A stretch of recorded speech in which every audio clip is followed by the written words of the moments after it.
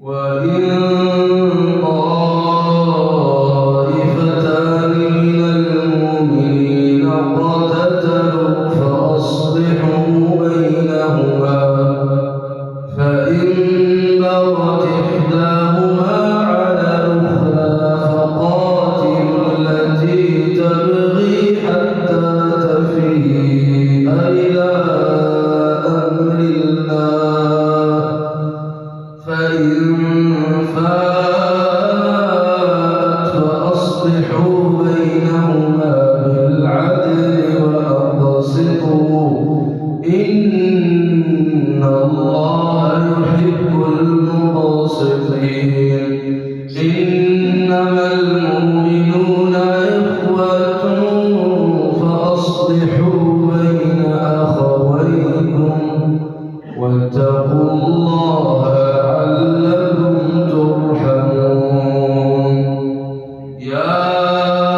أيها الذين آمنوا لا يسخر قوم من قوم عسى أن يكونوا خيرا منهم ولا نساء من نساء عسى أن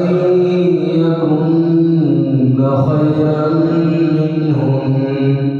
ولا تلمزوا أنفسكم ولا تنابزوا بالألقاب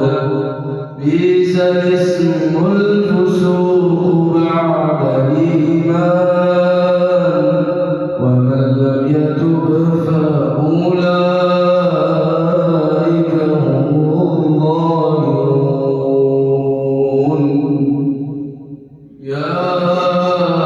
أيها الذين آمنوا اجتنبوا كثيرا من الظن إن بعض الظن إثم ولا تجسسوا